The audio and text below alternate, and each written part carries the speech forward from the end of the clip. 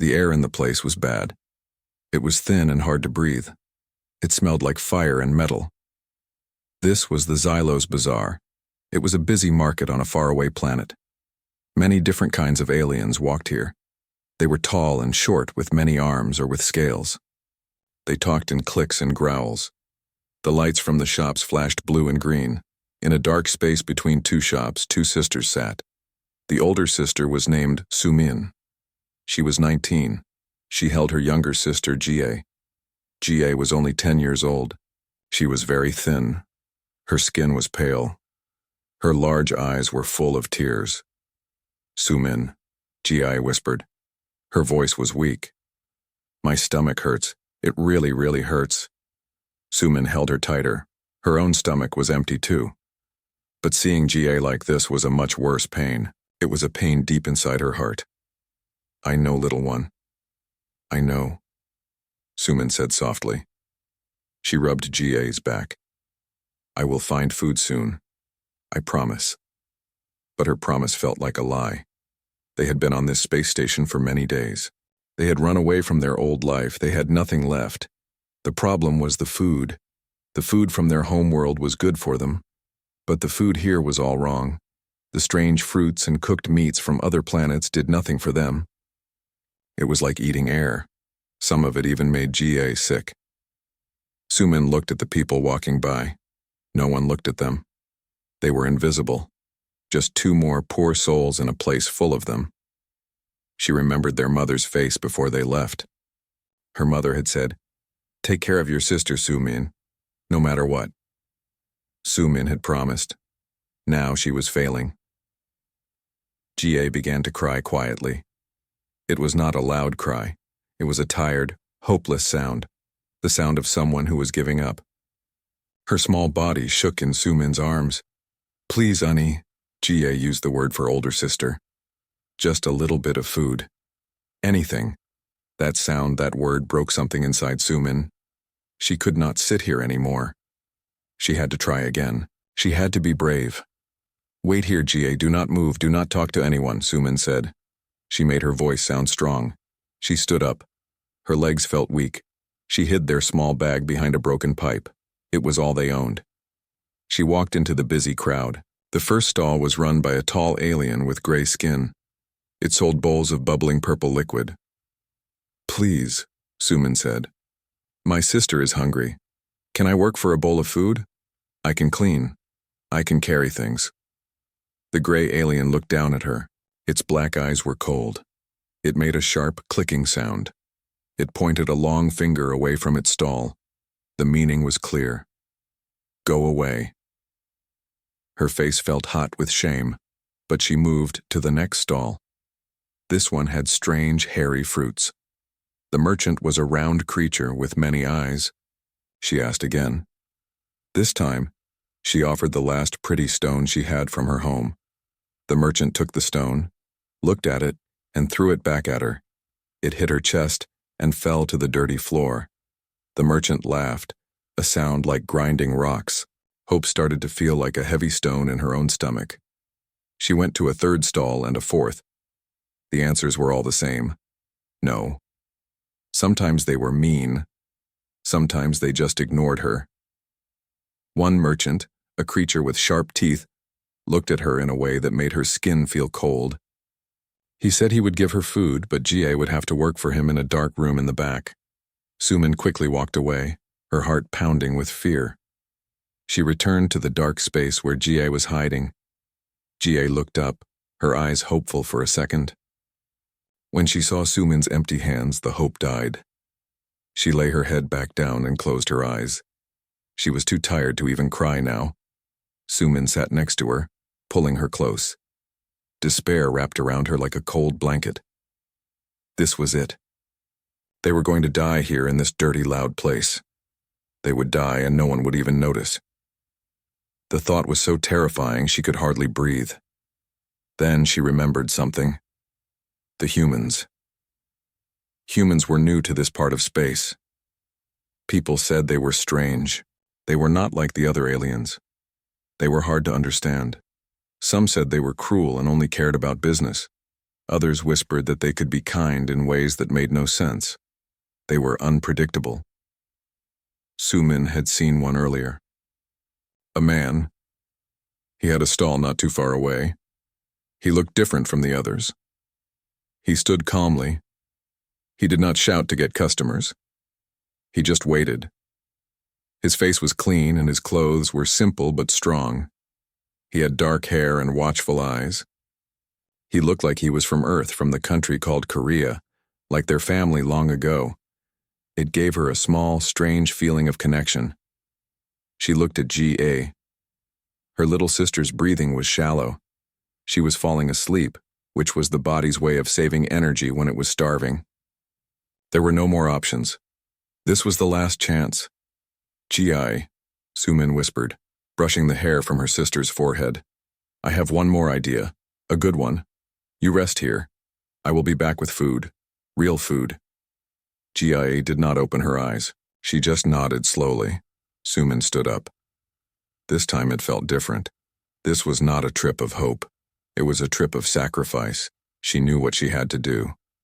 She walked through the crowd, her eyes fixed on the human stall. Her heart was not pounding with fear anymore. It was beating a slow, sad drum. She was walking to her fate. She reached the stall. The human was looking at a small screen. His stall had tools and machine parts, not food. He looked up. His eyes were dark and calm. They did not show any feeling. He waited for her to speak. Sumin took a deep, shaky breath. This was the end of her old life. Please, she said, her voice barely a whisper. Then she forced it to be stronger. My sister, she is dying. She has no food. We have nothing left to trade. The human, whose name was Jin, looked at her. He did not speak right away. He just looked. He saw a young girl, dirty and desperate. He saw the fierce love and the utter terror in her eyes. Finally, he spoke. His voice was even and quiet. That is a sad story, he said. But sadness is not a currency here. I have a business. You have nothing I want. His words were like a final door slamming shut. But Sumin had already decided what was on the other side of that door. She stood up straight. She looked directly into his eyes. Her own eyes filled with tears, but her voice was clear and strong. Then take me, she said. The words hung in the air between them. Then take me. Sumin felt a strange calm after she said it. The decision was made. The fear was still there, but it was now a quiet, cold thing in her stomach. Jin, the human, did not look surprised. His dark eyes studied her face.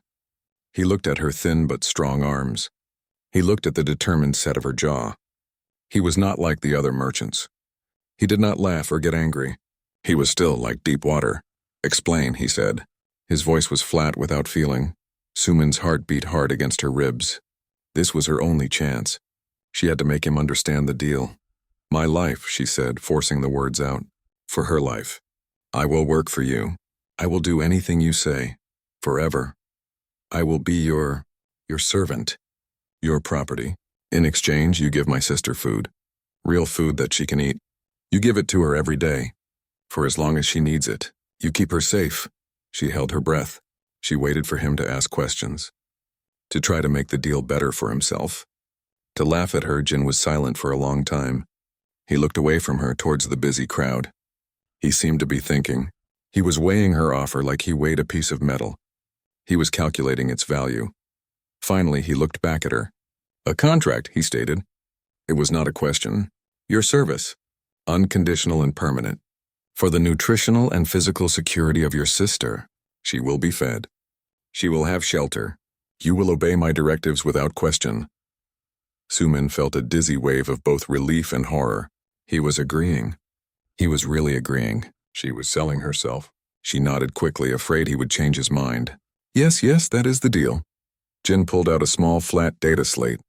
His fingers moved quickly across its surface. He was writing the contract. Sumin watched the strange human symbols appear on the screen. She could not read them. It did not matter. The words were just a formality.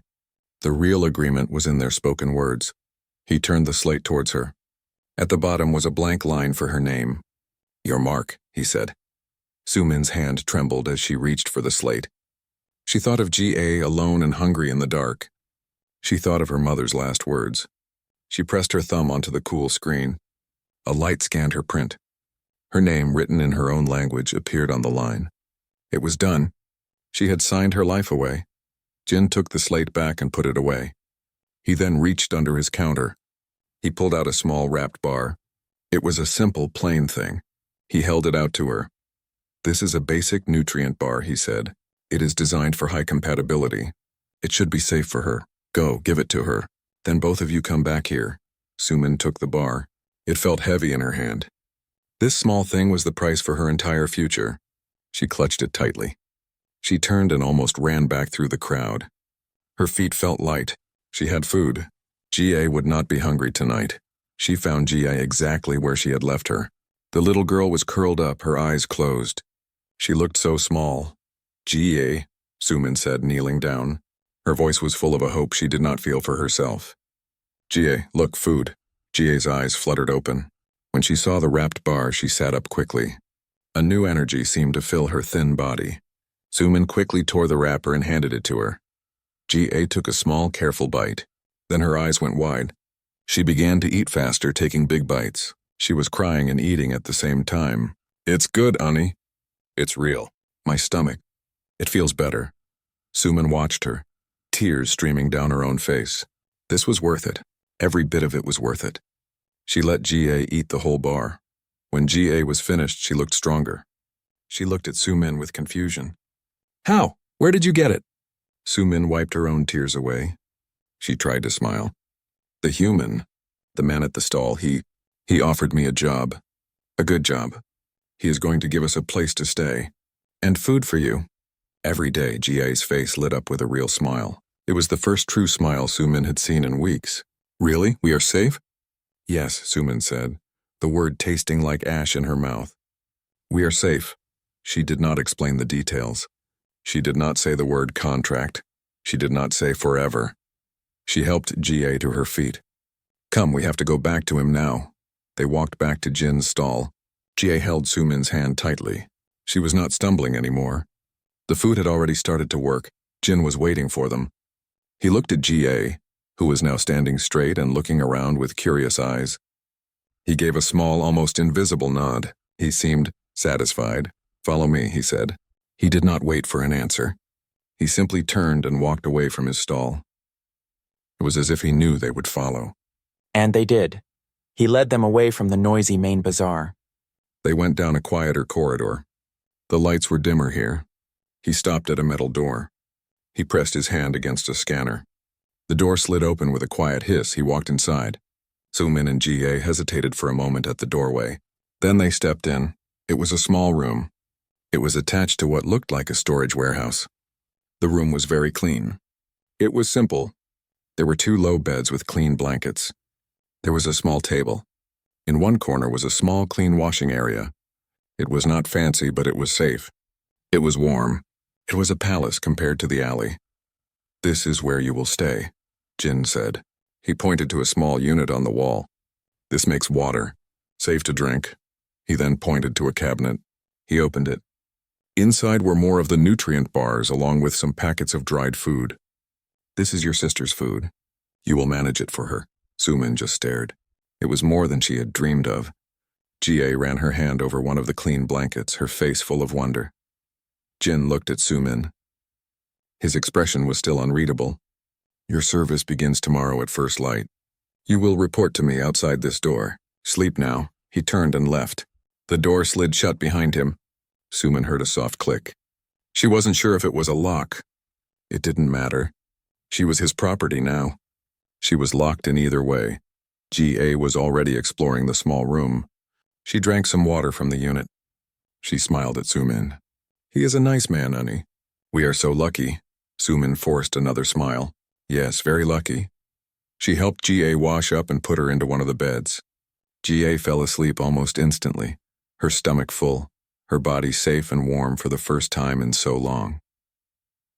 Sumin sat on the edge of the other bed.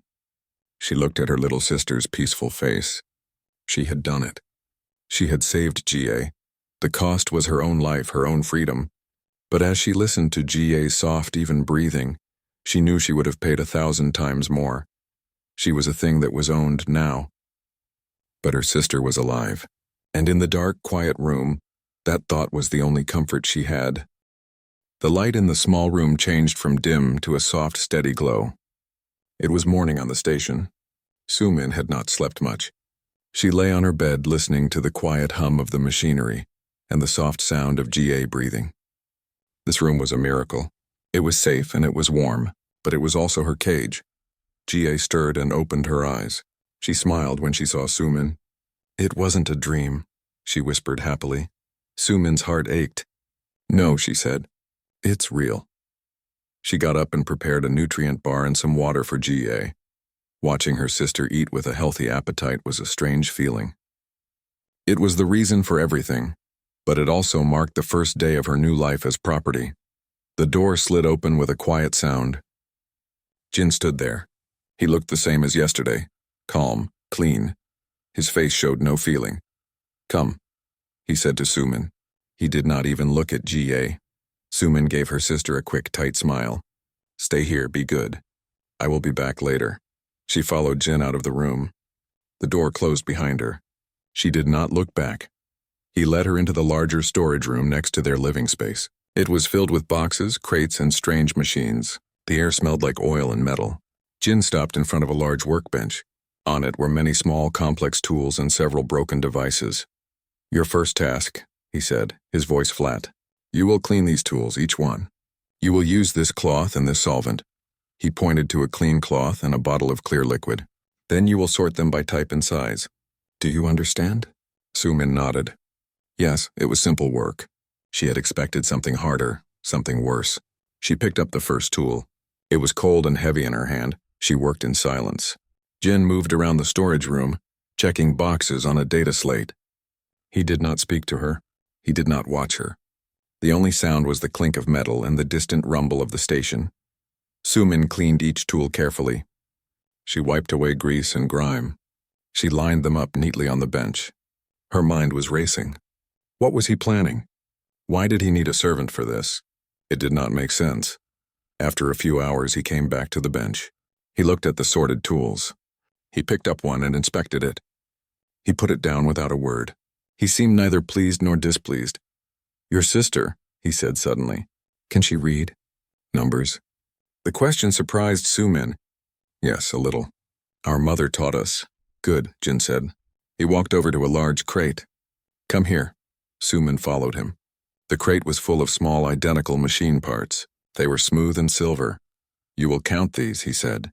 "You will put them into groups of 100. Then you will mark the groups on this slate." He handed her the data slate. "There should be 5,000. If the number is different, tell me." He walked away again, leaving her with the crate.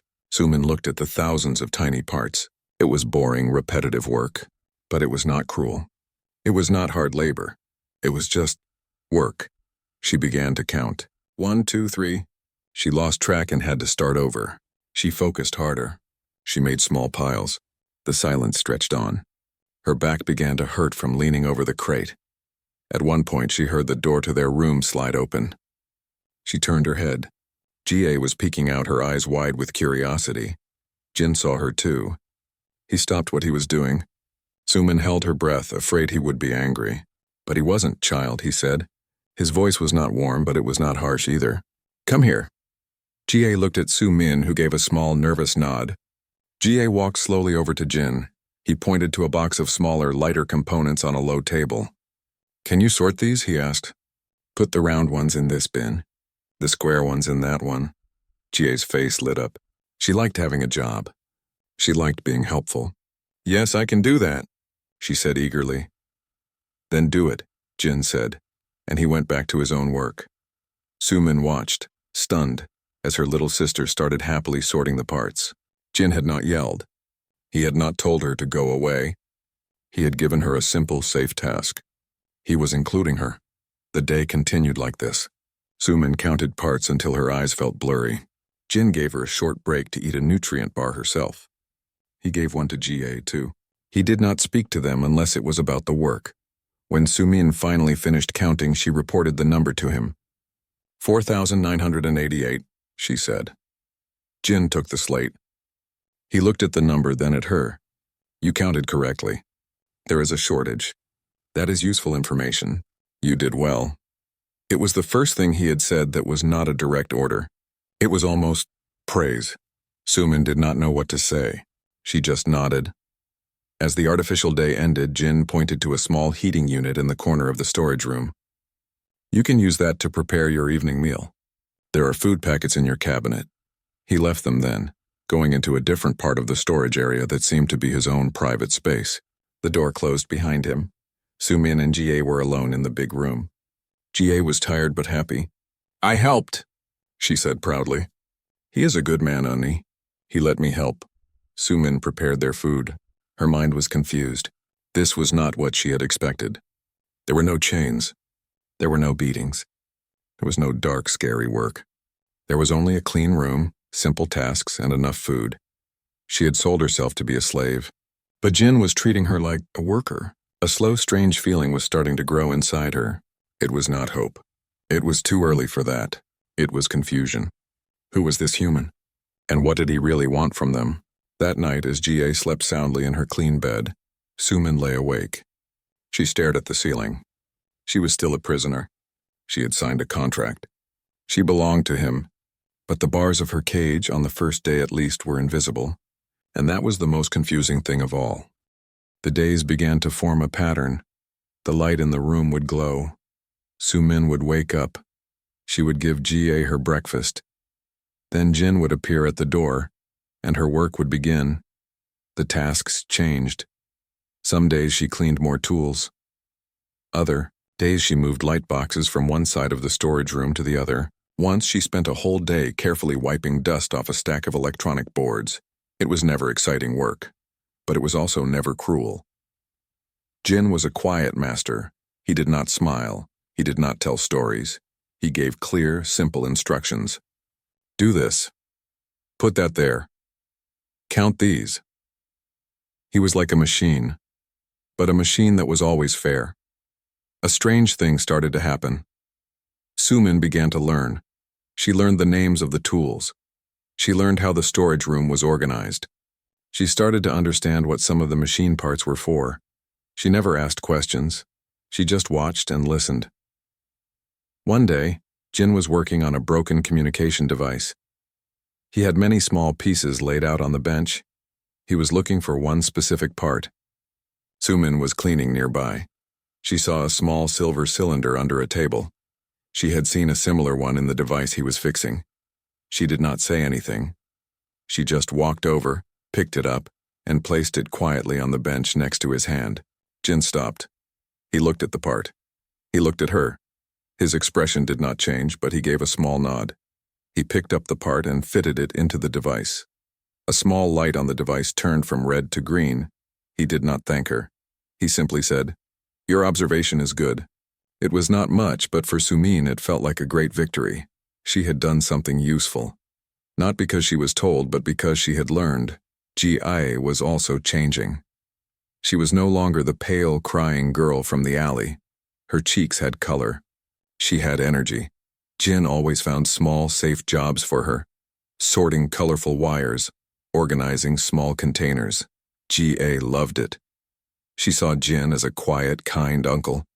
She was not afraid of him at all. One afternoon, Jin brought out a small, flat screen. He called Jie over. "This has learning programs," he said.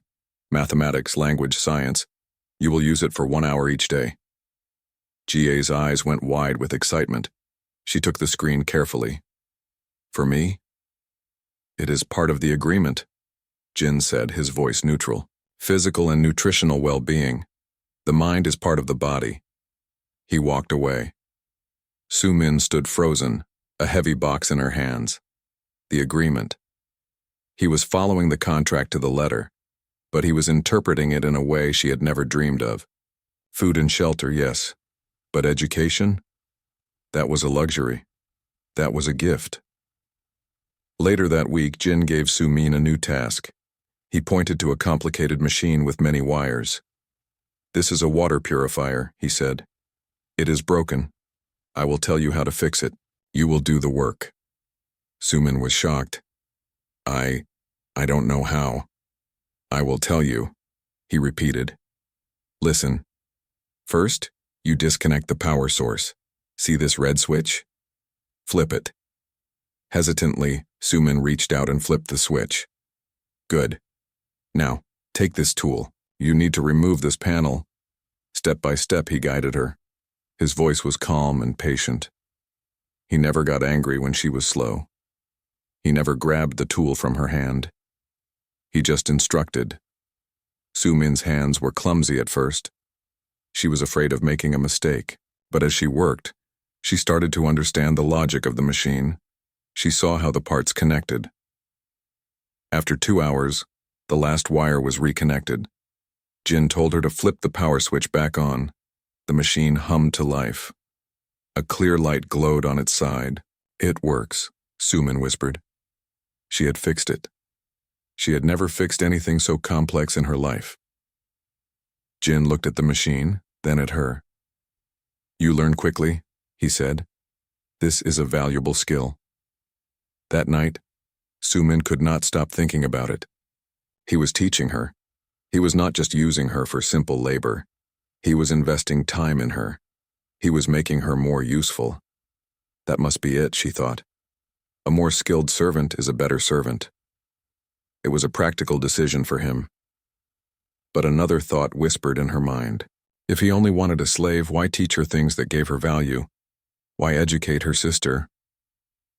A slave with skills and knowledge is a slave who can think. A slave who can think is a slave who might one day want freedom. The confusion was a constant companion now. The fear she had felt on the first day was slowly fading, replaced by a deep and puzzling curiosity about the man who owned her. One evening, Jin was preparing to leave the storage room to go back to the bazaar. He often went out in the evenings. He looked at Sumin. The door will be locked from the outside, he said. It was his usual reminder. This time Sumin found the courage to speak. Why do you lock us in? She asked. Her voice was quiet. We have nowhere to go. We would not survive out there. Jin stopped. He looked at her for a long moment. His dark eyes were unreadable. The lock, he said finally, is not to keep you in. It is to keep others out. The bazaar is not a safe place, especially for 2 young girls who belong to me. Then he turned and left. The door slid shut. The lock clicked. Sumin stood alone in the middle of the room. His words echoed in her head. Belonged to me. They were the words of an owner. But the reason he gave. To keep others out. She looked at Jie, who was happily playing with the learning screen. She looked at their clean room. She looked at her own hands, which were no longer just clean but were learning to fix and build. The cage was still a cage. She knew that. But Jin, her master, was not just a jailer. He was a teacher. He was a protector. And Sumin no longer knew what to feel. The lines between slavery and salvation were becoming blurred, and it terrified her more than the hunger ever had. The seasons on the space station were marked only by the rhythm of trade. Many cycles had passed since Sumin signed the contract. The thin, desperate girl was gone. In her place was a young woman who stood straight and moved with purpose. Her hands, once clumsy with fear, could now repair a power conduit or calibrate a sensor array. Jie was no longer a child.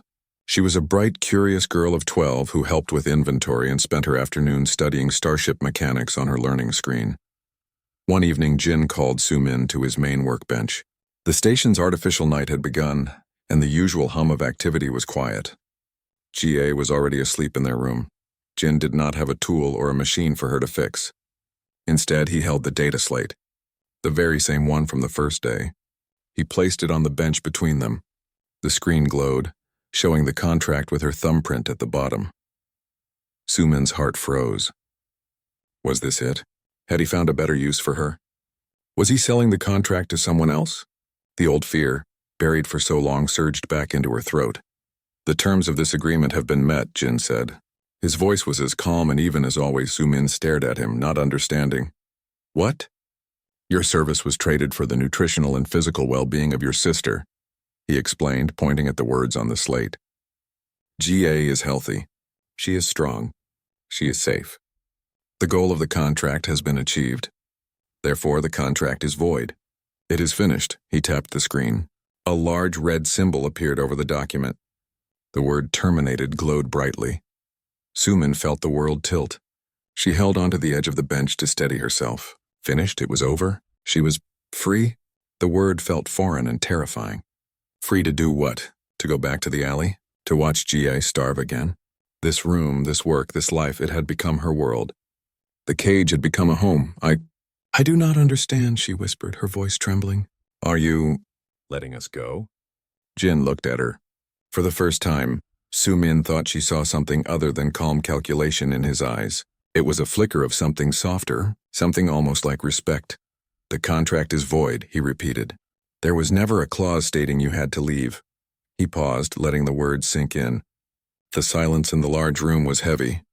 My people, he continued, have a saying. The strongest bonds are forged, not found. He gestured around the storage room. I have a new ship. A larger one. It needs a competent first officer. Someone who knows mechanics, logistics, and how to learn. He looked directly at her. The pay is fair. It includes room and board for both of you. Sumin could not breathe. She looked from his face to the terminated contract and back again. The truth unfolded in her mind, beautiful and staggering. It had never been about slavery. He had seen two desperate girls. He had seen the older one's fierce love and the younger one's potential. He knew they would have refused charity. Their pride would not allow it. So he offered the only thing they would accept, a transaction. He bought her service to save their lives and, more importantly, to save their dignity. Every task, every lesson, every moment of patience had not been about building a better servant. It had been about building a capable young woman. He had been investing in her, not as property, but as a person. The lock on the door had truly been to keep others out. The food had been for health. The education for their minds. It was all real. Tears welled in her eyes, but they were not tears of sadness or fear. They were tears of a gratitude so profound it hurt. He had not given her freedom. He had given her something better. He had given her a future she had built herself with the tools he provided. She thought of G.I., safe and smart and happy. She thought of her own skilled hands and knowledgeable mind. He had not just saved their lives. He had given them back their futures. She looked at Jin, this quiet, mysterious man who had rewritten her destiny with a simple, brutal contract. She saw him clearly for the first time, not as a master but as a partner, a captain. Yes, she said, her voice strong and clear, no longer trembling. The job. We will take it, Jin gave a single slow nod. The ghost of a smile touched his lips. It was there and gone in a second, but Sumin saw it. Good, he said. We leave in 2 days. Start packing the inventory. He turned and walked towards his private quarters, leaving her alone with the terminated contract and the overwhelming truth. Sumin did not move for a long time. She looked around the storage room. It was the place where she had been a slave. It was the place where she had become a person again. She walked to the door of the small side room and slid it open. G.A. was sleeping peacefully, one arm flung over her head. In the soft light, she looked healthy and strong. She was safe. She would never have to weep for food again. Sumin sat on the edge of her own bed. The weight that had been on her shoulders since they first arrived on the station was gone. It had been replaced by a feeling of lightness, of possibility. She was not a slave being released. She was an officer being hired. She was not property. She was a person with value. Jin had forged a bond with them, not through kindness or pity, but through trust and hard work. It was a bond stronger than any chain. It was a bond built on the simple, powerful truth that she had chosen to save her sister, and he had chosen to save them both. The past was over. Their new life was waiting, and for the first time in as long as she could remember, Sumin was not afraid.